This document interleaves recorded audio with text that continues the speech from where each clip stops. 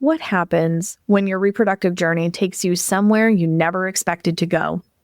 When fibroids steal your breath? When a myectomy becomes a hurdle you never expected? When the path to motherhood asks you to choose yourself again and again? This week on Reproductive Rebel, I am joined by Dr. Shanelle Bolton, a fertility advocate and the founder of POSHParenthood, whose story is a testament to the power of turning pain into purpose. She walks us through her fibroid journey, the surgery that changed everything, and her decision to pursue IVF as a mother by choice, and how that journey birthed not just a child, and in this case, children, but an entire mission. If you've ever felt dismissed, delayed, or doubted in your reproductive health, this episode is for you. Hi, I'm Adrienne Irizarry. I'm an East Asian medicine practitioner who is passionate about women's health and helping women to live their best lives. My goal is to put you in the driver's seat of your health, offering holistic solutions for a symptom-free life. Statements made in this program are for educational purposes only and not intended as a substitution for medical consultation or advice. We do not claim to diagnose, treat, or cure any diseases. This podcast is inclusive and welcomes all gender identities. The focus of the program is on biological function, and we will use the term women throughout, but it is referencing physiological and social challenges for biology, not identity. Come as you are. I am happy you're here and welcome all performances of identity. I hope you find something helpful in this show.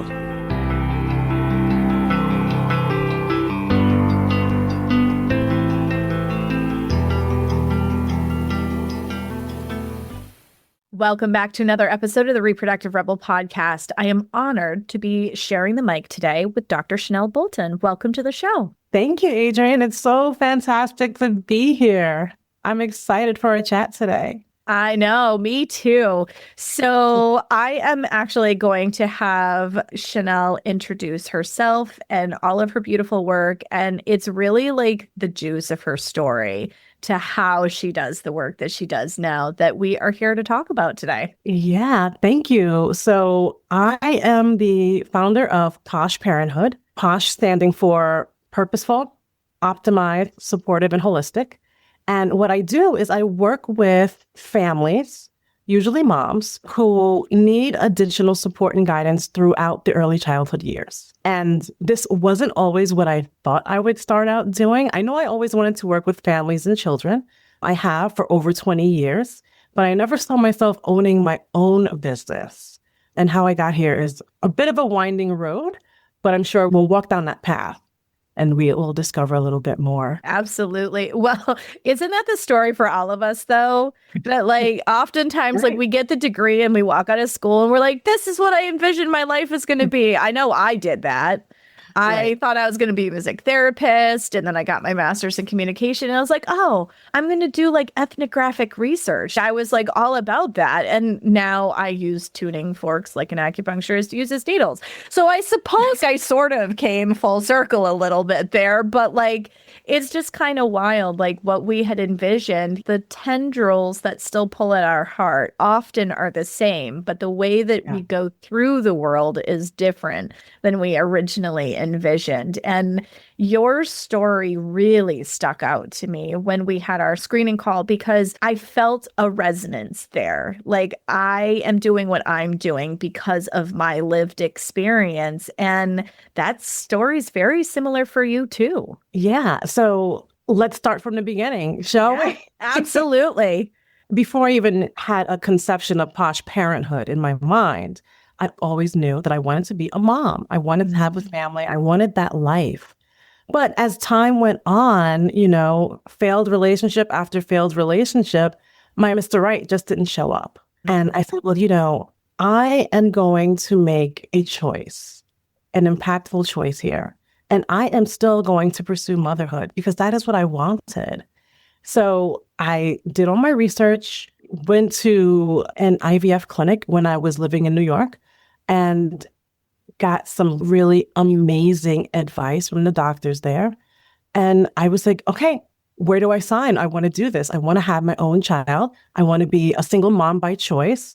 Although when you really think about it, I think we need to change that term a little bit. Because had you asked me if this was going to be my choice maybe 7, 8 years ago, no, of course not. I wanted the husband and the 2.3 kids and the dog and the picket fence, all of those things, but it just didn't happen that way. So I had to pivot. So I was ready for IVF. And, I had the support of my mom, which is all that I needed. Her opinion means a lot to me. And she was good with it, willing to support and be a guide. So I was ready to do it. But then came the roadblocks. I went in for an ultrasound and they found a massive fibroid, the size of a grapefruit.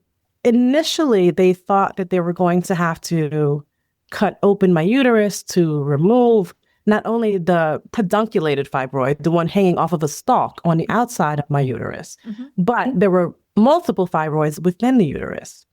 But I was so fortunate, Adrienne, to have fantastic doctors who were able to come together and just look at this from a different lens and say, no, we don't have to cut the uterus. We can do it laparoscopically, which is what they did.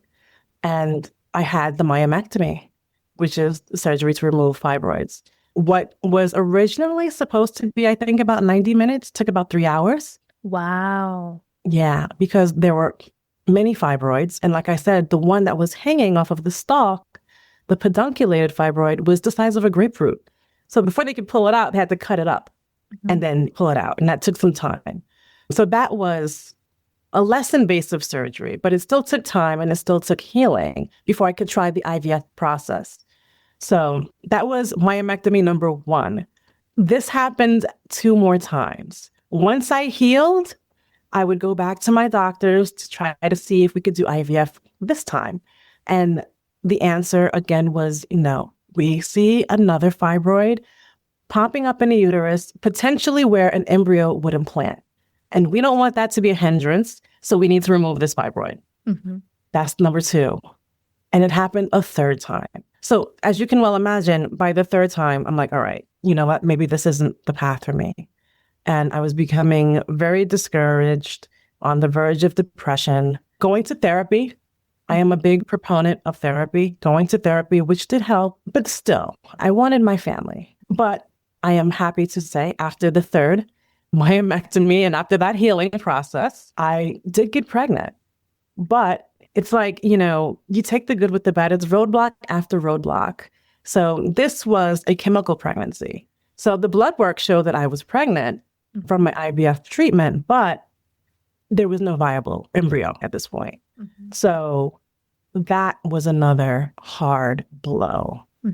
And I really started to dig deep and do some soul searching then about whether this was really the planned path for me. But I am happy to say that after I got over that, I picked myself up, I spoke with my doctors, and they kept reassuring me that I had high chances of conceiving and implanting the embryo or carrying a fetus. I tried again, and I got pregnant with my son. He is my rainbow baby.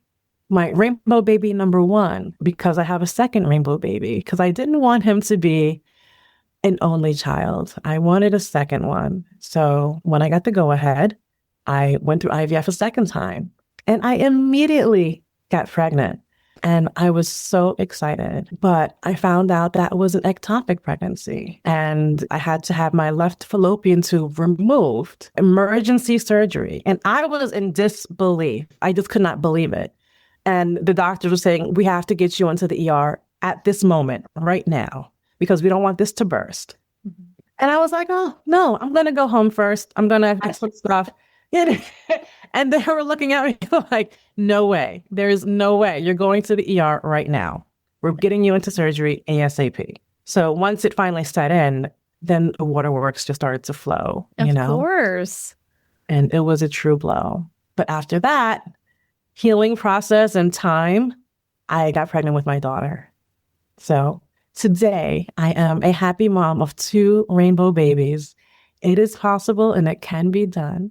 So although it was certainly not the path that I would have chosen for myself, certainly did make me stronger, definitely I come from a strong line of women, and I'm grateful for that, but I didn't know I would have to be this strong, you know? Yeah. I think Yeah. a lot of us who've experienced fertility journeys like yours, and for anyone who's listened to the show that knows about my own journey, like it Yeah. really does test the salt that you're made of. It It really does. does. It makes you question everything. It makes you ask higher powers if it's in the cards for you. Like it's a lot to go through struggles with fertility. It absolutely is. And like you mentioned, I was just questioning, like, maybe this isn't right for me, or maybe I'm not supposed to do this. And I kept asking, what am I supposed to do if Mhm. this isn't it? But I kept coming back to the strong urge to just be a parent and have my children. So I'm so glad that I did stick with it. And I was fortunate. I mean, I know that there are some that go through way worse than what I'm explaining right now. Mhm. So I do count my lucky stars, and my heart is with all of those who are still struggling and trying. I really do not take my situation lightly. I know that there is real pain out there.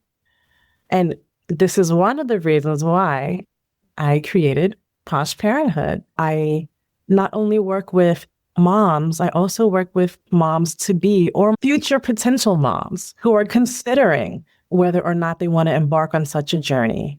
Mhm. Because at times it can be rigorous. And I tried to build within Posh what I wished was there for me. Having that guided support, having someone who has been through a lot, having had, myectomies, being a Black woman. I know that my story is one that sometimes does not get told, sometimes does not have the support behind it that it should. Agreed. And I want to be there for other people, not only those that look like me, but anyone that I can support during this journey, I am happy to. And that's why I created Posh Parenthood, because there's got to be a support system that is not idealistic, but more embedded in realism. I think a Yes. lot of what I've seen is just the ideal, and that's not real. It's not real. And there were a few parts of what you said that I want to highlight. Thing number one is that in my experience in clinical practice, I actually see the fibroids aspect being part of many Black women's stories.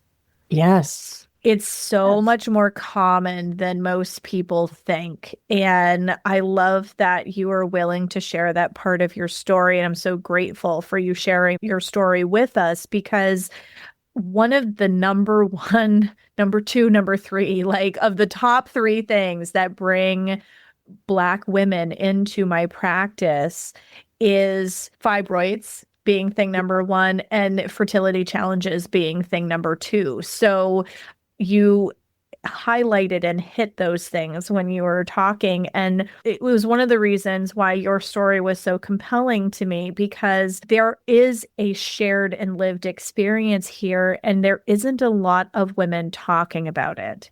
And I think it's really important, and especially when we think about this community aspect that you're looking to build with your work, it's what I'm looking to build as well, because in a world where we are more connected than ever because of technology, we often feel more isolated than ever as well. And you have the support of your mom, which is so beautiful, but not everybody has those familial supports and connections either. And so knowing that you don't have to be alone on your journey to parenthood, no matter how that looks, and that we often have shared experiences around fertility challenges, Mhm. particularly in our modern day pace of life. Because, when you're a woman who is, climbing the corporate ladder, and hello, everybody, I started off with the introduction, Dr. Shanelle Bolton. Okay, so she is a very high performing individual, a lot of us women that find ourselves in this like intellectual high performing capacity, we have additional challenges to our fertility because the demands of our job creates additional demands on our energy, and it makes the fertility challenges not only far more common but deeper for the vast majority of us, regardless of our ethnicity. Right. 100% right. And one thing that I don't want to forget, I want to go back to, fibroids are not often talked about. I think they're getting a little bit more traction now with some high profile people speaking out about them. But I want to make it known, I did not have the typical symptoms that you would hear about from someone that has fibroids.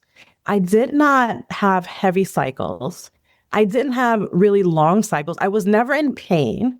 And so I ask myself sometimes, would I had even known that I had these fibroids as soon as I did if I did not try to go for IVF?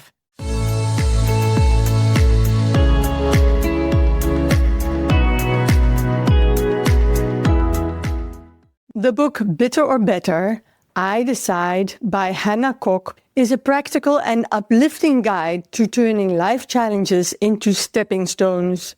Bitter or Better shows how to understand yourself, resolve conflict, strengthen relationships, and reconnect with the source of love so you can choose better, not bitter, every day. For more information, go to bitterorbetteridecide.com.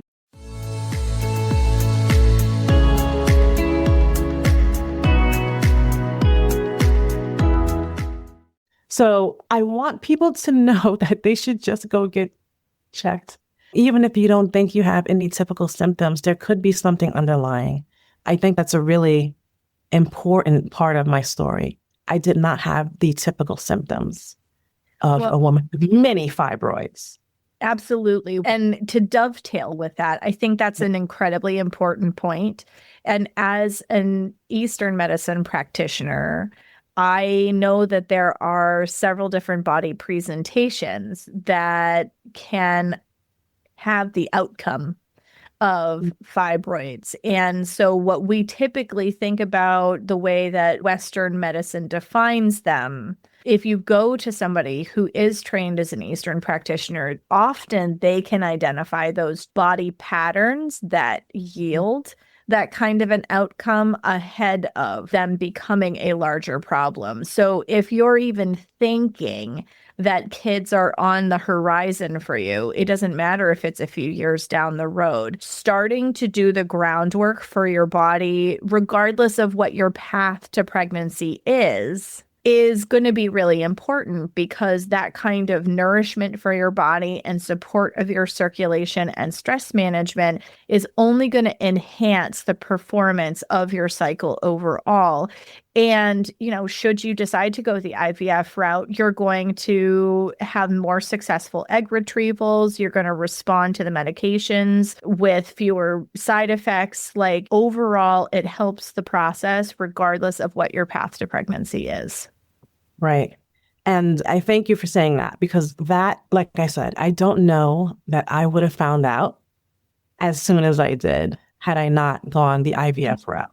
So I think it's really important. As soon as you know that you may want to have children, begin the process of getting your body to be primed for that.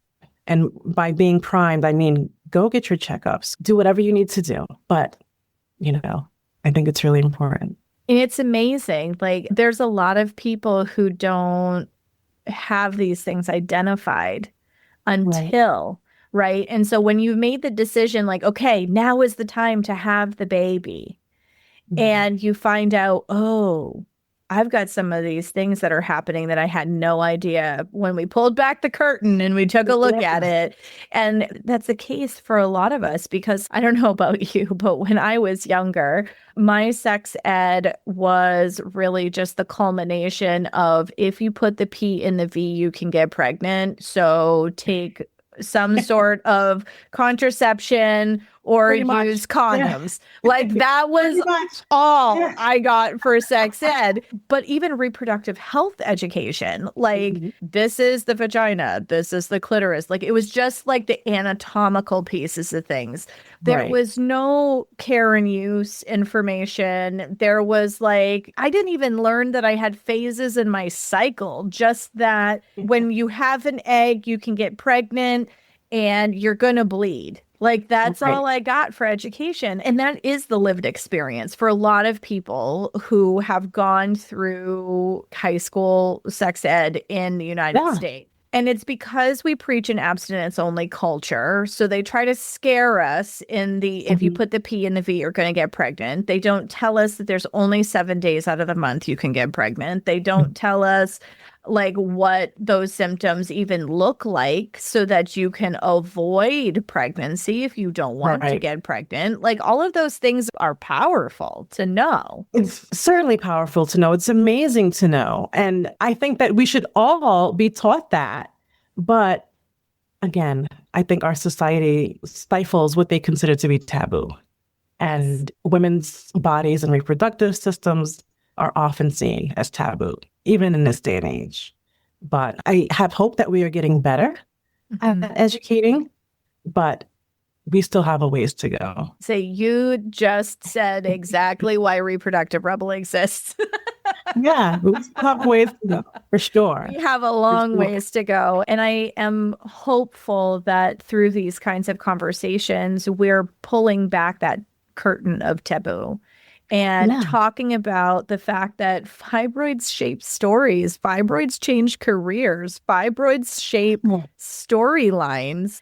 They affect families, like IVF journeys affect the dynamics in families. Like whether you are pursuing IVF without a partner or you're pursuing IVF with a partner or you're, whatever your path to parenthood looks like, there are mental and emotional challenges that come with struggles in fertility. Absolutely. And one of the things that I see, there are so many layers to all of this. At the time that I was going through IVF with my children, I was very fortunate enough to have very good health care. And one of the things, besides paying for my IVF treatment, but one of the things that my healthcare provider did provide was therapy for women going through IVF. I opted to go to that therapy, aside from my other therapy that I went to. Yeah. But I went to this specific therapy for women using IVF, and it was a game changer for me. When I was going through my losses, my ectopic pregnancy, my chemical pregnancy, when I was going through the myectomies, that was pivotal in helping my mindset. We really need to take a deep look at healthcare practices in this country. And if employers want to really hire great, wonderful people, take a look at your healthcare packages. You've got to offer IVF and mental health services and all of these different things. But I think we could talk about this until we're both blue in the face. But I think that was really helpful in my story, at least. I'm so glad you had access to those resources because I want to take that statement around healthcare to the next level, right? Like we collectively struggle with support as parents in the United States. Like that is one really big blanket statement in and of itself. Yes. And then let's throw on top of that lack of access for large percentages of the population to a spectrum of proper care. Like we are not separate ingredients in a cookie, people. Like we are the alchemical experience of all of those ingredients being wrapped together. And our performance at work gets affected by how we feel inside. Absolutely. Yeah. And if we can just support people and parents and people who want to become parents better, like there's this initiative at the time of this recording in this country right now that they want to push people to have babies. Okay, awesome. There's lots of people who want to have babies, but don't have the resources to support them because parenthood takes a village. It does. We cannot do it in a silo, no matter whether we want to or not. It takes community. It takes community. And that is a pivotal part of raising children. And this is, again, why I created POSH, because it takes more than one. You need a support. You need a network. You need that guidance. It's not that it can't be done alone. It should not be done alone. It takes a village to raise a child. That is, the saying, and it's so true. It's just so true. I mean, and really, you can't do it alone because while you may be able to physically go through the process for a period of time solo, it's going to show up in your health somewhere. So any way you look at it, like the support system needs to be there. And I feel like we're at this weird point in history right now where like we have gone from being community oriented and then we got very like electronic so that yes, there was globalization and that's amazing. But the downside is the thing that was supposed to make us more connected than ever has made us more disconnected than ever. And I feel like we're finally reaching that critical mass point where people are starting to go, oh, this isn't sustainable either. This isn't working. Phones are damaging relationships. Like I feel more isolated than ever. Like we're dealing with a mental health epidemic. In the United States right now. And I feel like slowly that oil tanker is starting to turn again and people are starting to realize, damn, I really do need a village. I need a community. I need support. I can't do this alone. I need like that first 30 days of confinement, the way that Eastern medicine looks at it, to heal my body. But that requires like meal service and somebody to help me with this and with that. And like, we're finally starting to go, oh crap, this is not sustainable. And I'm so grateful that the tide is turning, but we still have a really long way to go. We absolutely do. And one thing I want to comment on that you just mentioned, yes, it's detrimental to the mom or the parent's health to do this alone. But it's also detrimental to the child. Yes. It's detrimental to the child. We cannot raise our children in silos. It takes a village. It takes community. It takes relationship building. So that is a beautiful segue into all of the beautiful things that POSH offers. Just like you, I created my practice Moon Essence and the work that I do because of my lived experience and the questions that I was asking that I couldn't find answers to.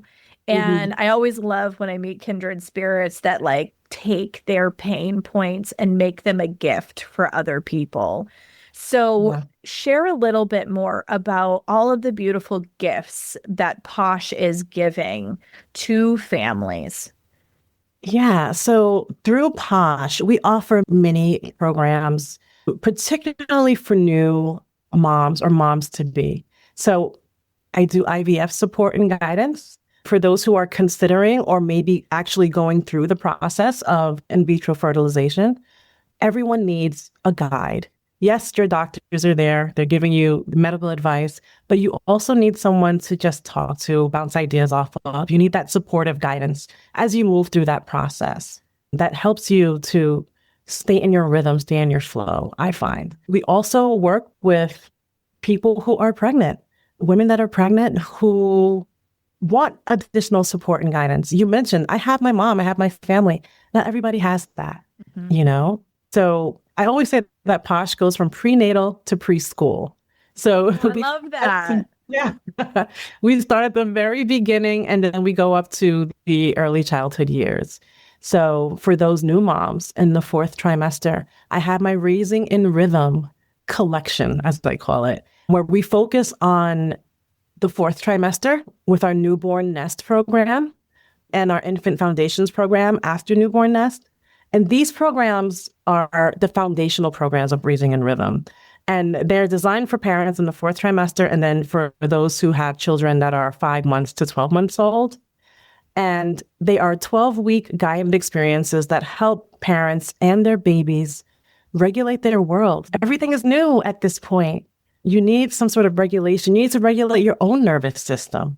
And we help you to create simple, predictable rhythms that just make you feel lighter. We focus on real connection, attunement, and flexibility. It's not strict schedules or something unrealistic. We have no unrealistic expectations here.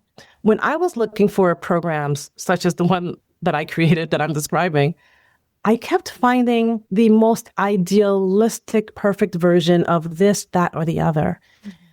And I said, that sounds well and good, but it's not feasible. Idealism and perfectionism is not feasible at this stage, at any stage, really. So I always say to parents, if you're craving more calm, more clarity, more confidence, you can find me at POSHParenthood.com, and I would love to help support you. They can book a free rhythm discovery call, and we can build rhythms together for your family. I think that's really important. And I speak a lot about rhythm because you're finding your flow, you're finding your natural beat, and it's not always going to be a strict schedule. When I first had my son, I'll give you a quick story. I said, okay, we're going to organize this for this time. We're going to have a schedule for this, going to have a schedule for that. Adrienne, that did not work. That did not work. And I said to myself, there has got to be a better way. So I came up with the concept of being in rhythm. Yes, we will still do certain things, but it will flow. It won't be as rigid. It will be less stressful for me as a new mom. It'll be less stressful for my child who is learning everything and seeing everything anew for the first time. But we're still getting to do things. So instead of saying we're going to have bedtime at 7:00, we're going to read a story and, no, we'll still have a story and bedtime, but it'll flow when it flows for that day. It's nothing that is putting a strict time limit on us. And that would make us way more overwhelmed and make our lives way more chaotic. I want to move families from chaos to calm. Chaos to calm. That is like my mantra, chaos to calm. And it can be done. And at POSH, you do it. And babies need parents to be calm. They do. Parents need themselves to be calm. Babies take their cues from you. If they see you not calm or dysregulated, what do you think they're going to do? They're going to mimic that. Whether they realize it or not, they're taking their cues from you. So we want you to be well-grounded. We want you to feel good. We want you to be calm and have a calm nervous system so you can pass that on to baby. It's so important. It's incredibly important. Yeah. And it's the work that I love. Nothing makes me happier. And I just happened upon this, like I said, based on my own journey, which I didn't even mention after I had my daughter. I had a near fatal postpartum hemorrhage, and that was another setback and took a little bit of time to heal from. But I was very fortunate to have wonderful doctors to help me heal. And I know that a lot of times I have to speak about the Black maternal health crisis because a lot of times women that look like me are not so lucky and they are not here to raise their babies. So I am very fortunate in that aspect. And I think that we need to do a lot more for Black women in terms of their maternal health. I agree. Yeah, we need to do a lot more for moms in general, because after I had my daughter and suffered that near fatal hemorrhage, I go back to my job just to be told, oh no, we don't have a position for you anymore. And, it was another setback and another blow. So it's just like I'm in a boxing ring taking blow after blow after blow. And then I finally decided to punch back and say, you know what, let me build something. Let me build what I wish I had through all of these trials and tribulations.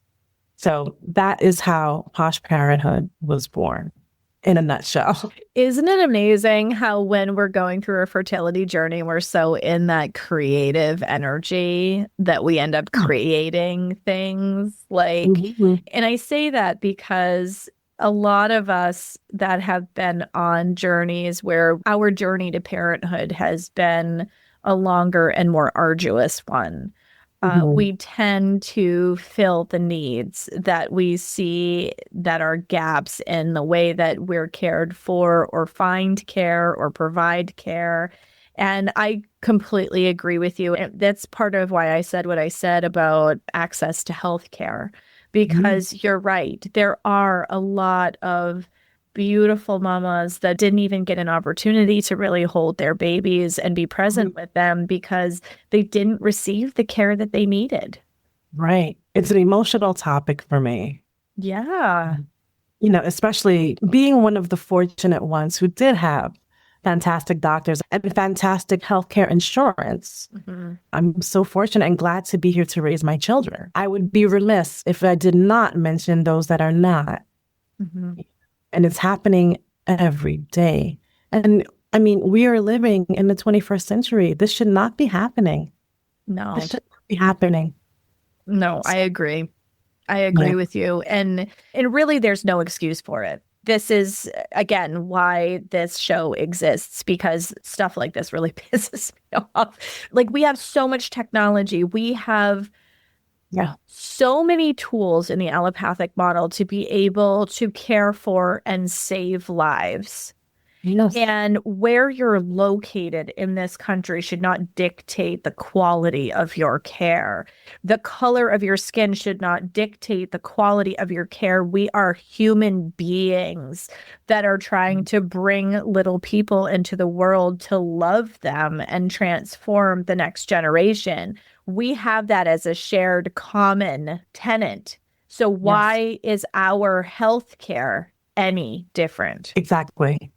Sorry, can you tell it's a topic that fires me up? I'm so good at it. It burns me up that this is still a fight that we're fighting for. Agreed. Yeah. So if people want to reach out and know more about your incredible services, because we all stepping onto that parenthood journey need a village like you are creating, where can people find you? You can find me on socials at POSHParenthood, all one word. And you can go to POSHParenthood.com to book your free rhythm discovery call with me. And I am so excited to meet and talk with the women that come my way. It's really amazing to hear their stories and how I can best be of support to them. We've got an amazing community. I love that. I feel the exact same way. I always put out the intention, let the women who are meant to find me. Yes. The ones that are looking for me find me. And I really felt that way when you shared your story with me. And I'm so grateful for your vulnerability and sharing your journey as you go through and have embraced the gifts that have come out of such a difficult journey. Thank you so much for joining us and sharing your voice in this conversation. Thank you for having me, and thank you for all that you do. I see your passion. It really shines through, and I am so glad to be talking with you about this. And I'm hoping that we can talk some more later down the road about other things. We could talk forever, I think. I think so, too. I absolutely think so. Let's put it on the calendar, my friend. We'll do this again. Well, thank you so much again for being on the show, and until next time, everybody. Thank you for joining me for another episode of Reproductive Rebel. Reproductive Rebel is recorded by certified peri-steam hydrotherapist and acutonics practitioner, herbalist, and Chinese nutritional therapist, Adrienne Irizarry of Moon Essence LLC. If you are interested in setting up an appointment for one-on-one support, ordering from our store, or checking out our course offerings, visit our website at moonessence.life. Be sure to subscribe to our newsletter and get insider information on upcoming events and offerings. Join the conversation. Like and follow us at MoonEssenceMe on Instagram, Facebook, or LinkedIn. Your voices make this program possible. Thank you all for your continued support.